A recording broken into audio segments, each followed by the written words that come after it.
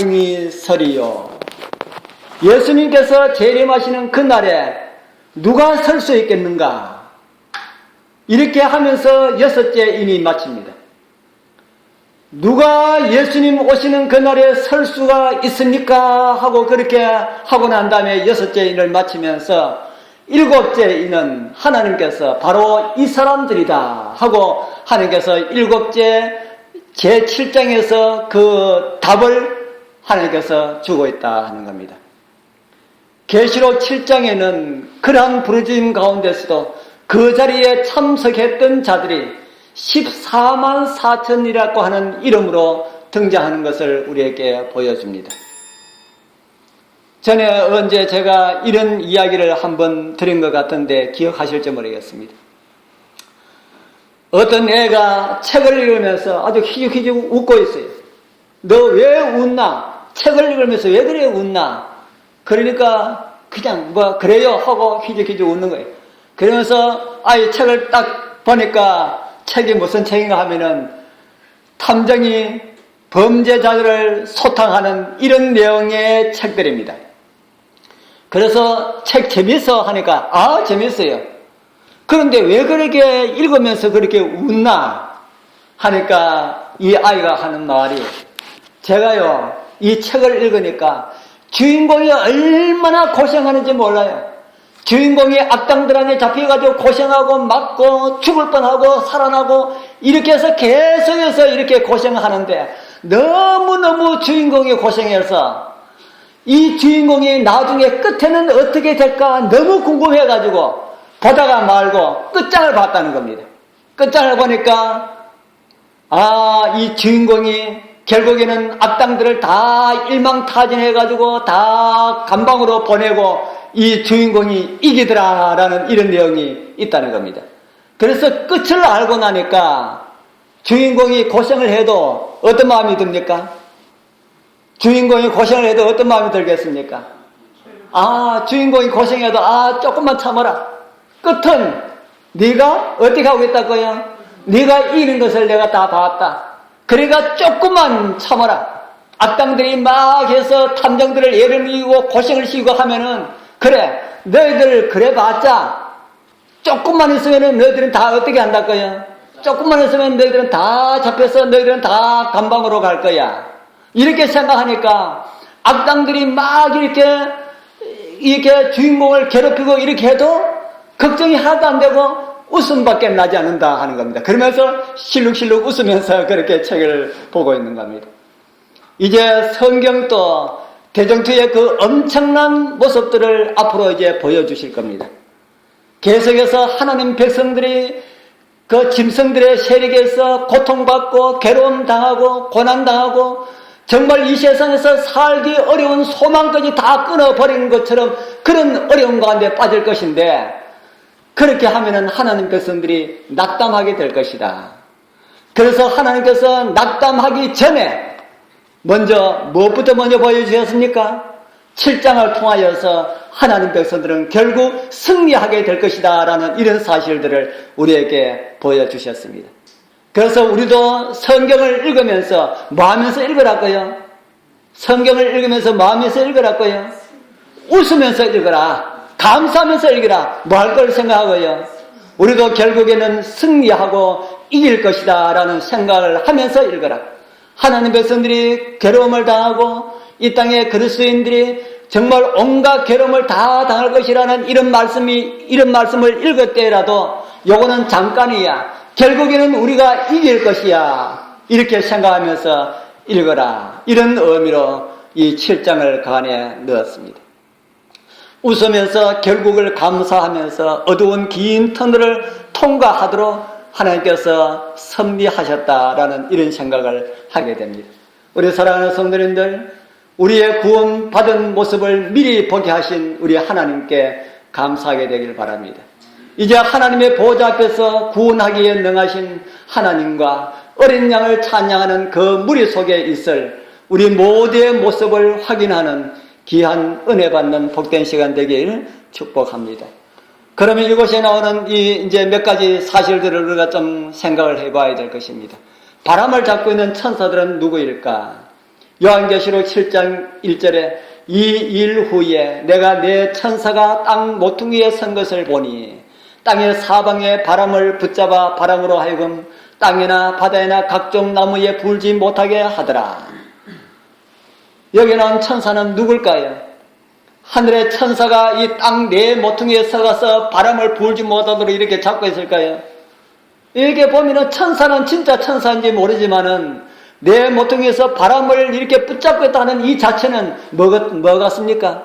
진짜 같습니까? 상징 같습니까? 이거는 상징 같지 않습니까? 예, 성경의 천사는 우리가 잘 알죠. 진짜 천사도 의미를 하고 있습니다. 히브리서 1장 7절에 우리 같이 읽어보겠습니다. 또 시작. 또 천사들에 관하여는 그는 천사들을 바람으로 그의 사역자들을 불꽃으로 삼으시느니라. 그의 사역자들을 불꽃으로 삼으시느니라 라는 이 말씀의 의미는 무엇일까? 이곳에 기록된 천사는 인간의 구원을 위하여 역사하시는 하나님의 섭리를 이루는 모든 세력들을 다 가리키는 말입니다. 하늘 천사들만 가리키는 것이 아니고요. 하나님의 섭리를 이루는 모든 세력들을 다 가리키는 것이다.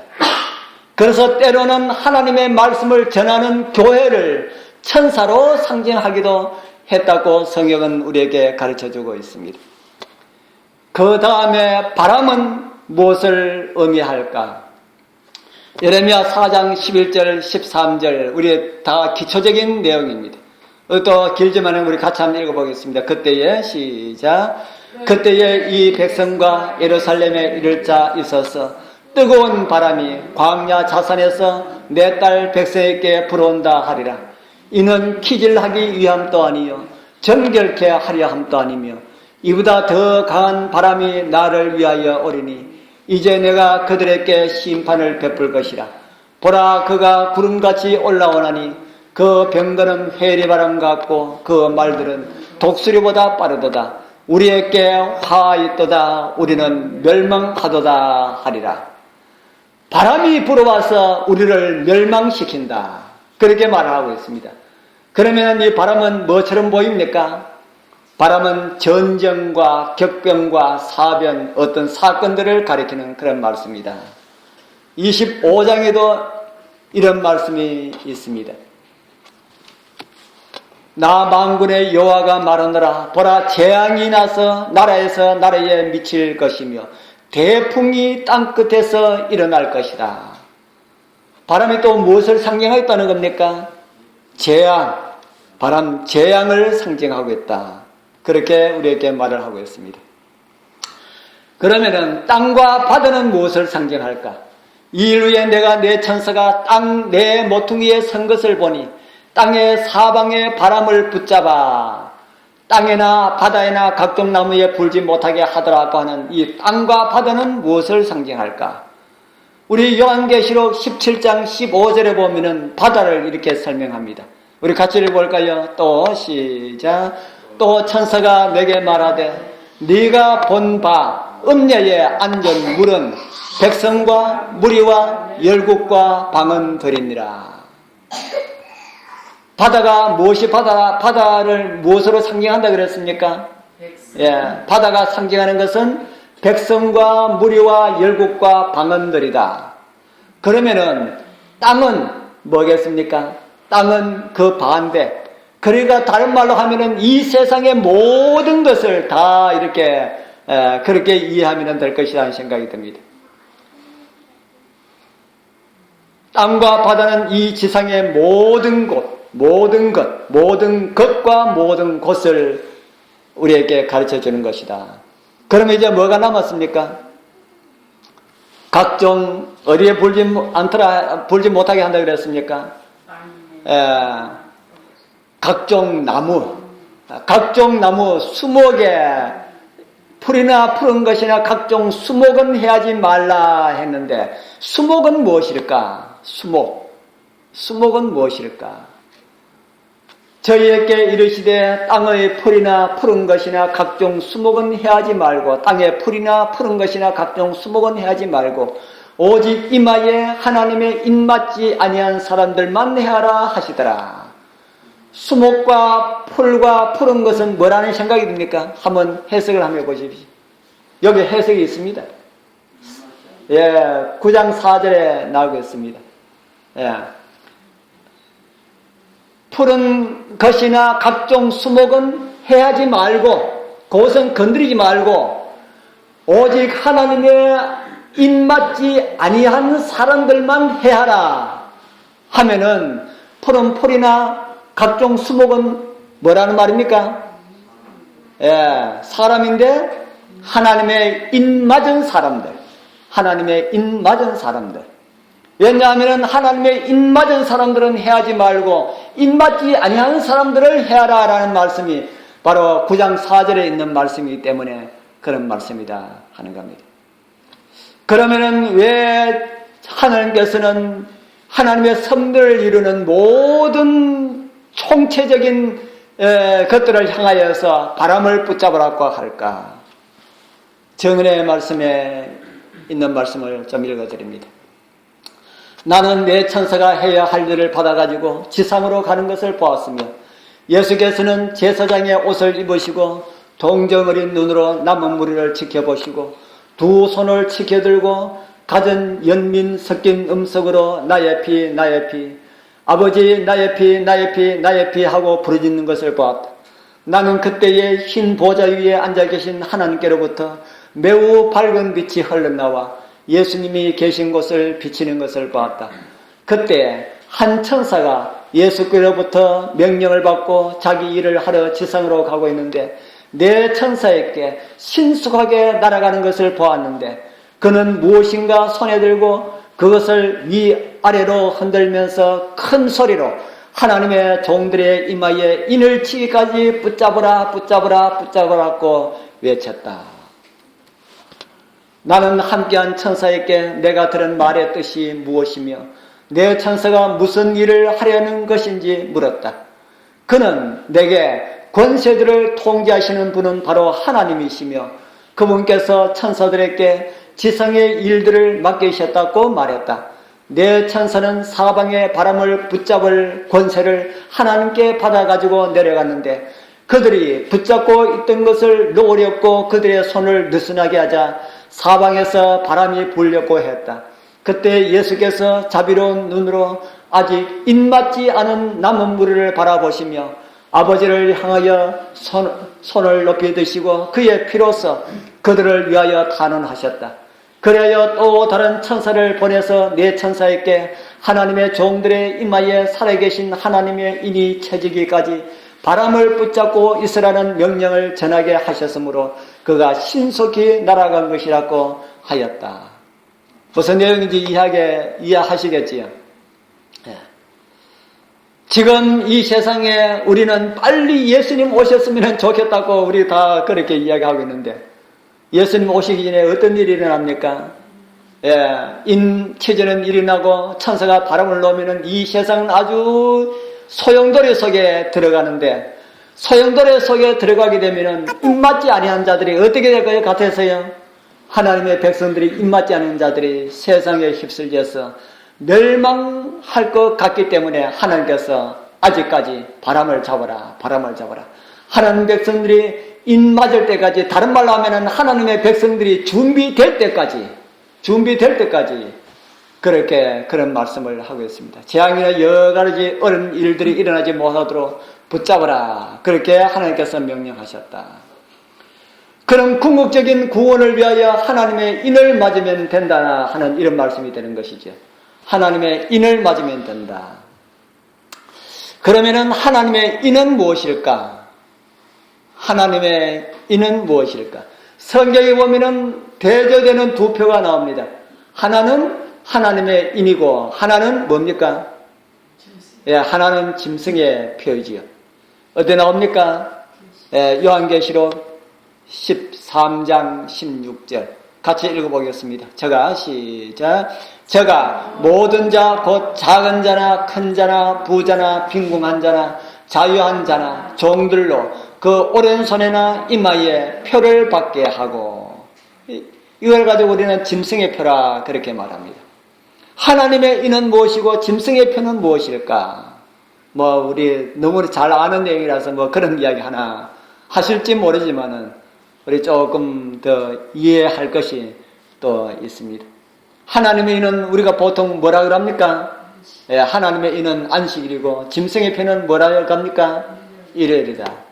성경에 보면은 하나님의 인과 짐승의 표에 대해서 안식일과 일요일과 관련된 많은 말씀들이 있습니다. 그런데 우리는 신앙을 조금 지혜롭게 해야 되겠지. 우리가 지혜롭게 하지 못함으로 인해서 사단은 거듭나지 아니하는 많은 사람들을 통하여서 이 교회를 공격을 합니다. 그렇기 때문에 우리 제7안실 예수 재림교회 교단에서 다른 교단 회의하는데 이 제7안실 예수 재림교단은 이단이 아니기 때문에 너희들 그 이단 목록에서 빼라 그렇게 척을 넣었는데 노 하고 거절받았다 그럽니다. 참 그래서 우리는 정말 지혜롭게 해야 된다. 그렇다고 해서 진리라고 부르지 말라는 것이 아닙니다. 좀 지혜롭게 하자. 할 수만 있으면 진리를 전하되 반감을 사지 않고 전할 수 있는 이런 방법을 찾아서 하자. 그래서 오늘 제가 하나님의 인과 짐승의 표를 제가 그렇게 오늘 말씀을 좀 드리려 합니다. 이 둘 중에 하나만 성경을 찾아서 그 의미를 이해하게 되면 다른 하나는 자동적으로 이해하게 될 것이다 하는 생각이 듭니다. 그래서 하나님의 인에 대해서 좀 찾아보도록 하겠습니다.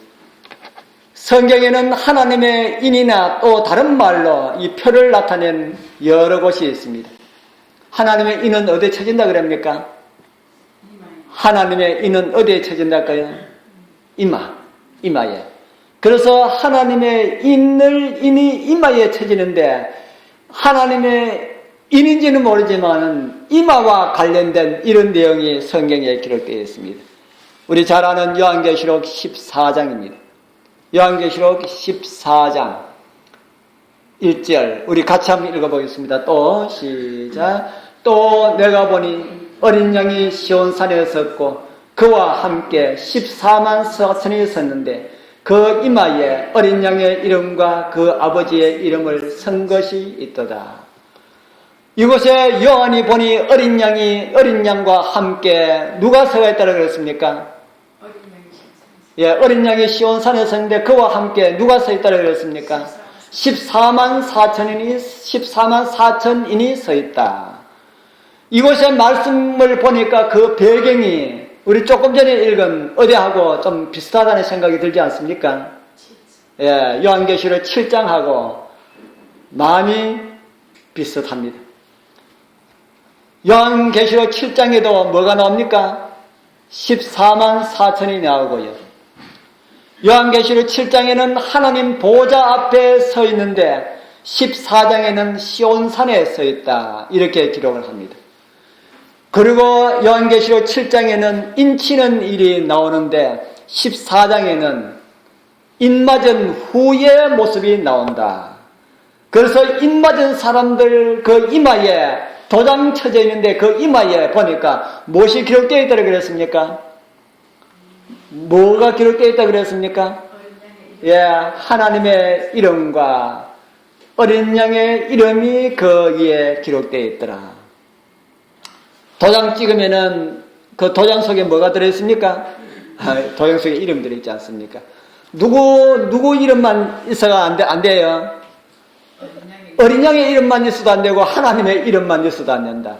하나님의 이름과 어린 양의 이름이 기록되어 있다. 이것도 상징일까요? 실제적일까요?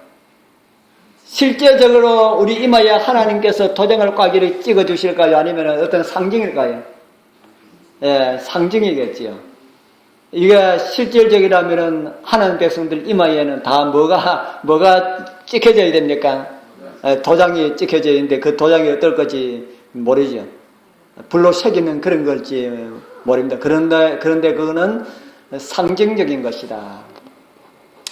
그러면은 7장에 인치는 것도 상징적인 것일까요? 실제적인 것일까요? 그것도 상징적인 것이다. 그러면은 그것도 상징이라면 14만 4천인 또 상징일까요? 실제일까요? 예, 상징이면 다 상징입니다. 14만 4천인 또 상징이다. 재작년 우리 장막회에 갔는데 부산에 한 장로님이 저를 좀 보자고 그래요. 제가 14만 4천인 돼서 연구한 거 있는데 한번 들어보라 그래요. 시간이 얼마 걸리나 하니까 한 5분 정도면 된다 그래요. 그리고 5분 뭐 듣지 뭐. 들었는데 그 장로님이 진짜 연구를 잘했어요. 그래서 그 장로님이 연구한 결론을 어떻게 내리나 하면은 14만 4천인은 마지막 살아서 구원받을 사람들에 대한 또 다른 이름이다. 그렇게 정의를 내려요. 맞는 것 같아요. 내 그 이야기 듣고 맞다. 바로 그거다. 장로님 진짜 수고하셨네 하니까 싱긋이 웃으면서 진짜 맞게 생각합니까? 그러더라. 진짜 맞다고. 정말 참 바르게 했다고. 다 그런 의미로는 이해하고 있지만은 그걸 우리 장로님처럼 성경적으로 조목조목 이래 가지고 그렇게는 정리를 안 했는데 장로님 진짜 아주 큰 공시였다고 제가 그렇게 이야기했습니다. 14만 4천인은 마지막 살아서 구원받을 사람들을 상징하는 또 다른 이름이다. 구원받을 사람들을 다른 이름으로 14만 4천으로 그렇게 명했다 하는 것입니다. 바로 그들 이마에 하나님의 인이 있는데 그 인이 무엇일까? 제가 몇 가지 질문을 제가 올려놨습니다. 주님 오시는 날과 하나님의 인이 관계가 있는가? 예수님께서 재림과 하나님의 인과 관계가 있는가? 있다면 어떻게 있는가? 제가 답은 안 되겠습니다. 속으로만 생각해 주십시오. 입맞은 자들만 구원 얻는가? 하나님께서는 입맞은 자들을 데리러 오시는가? 입맞은 자들만 구원 얻을 하나님의 백성인가?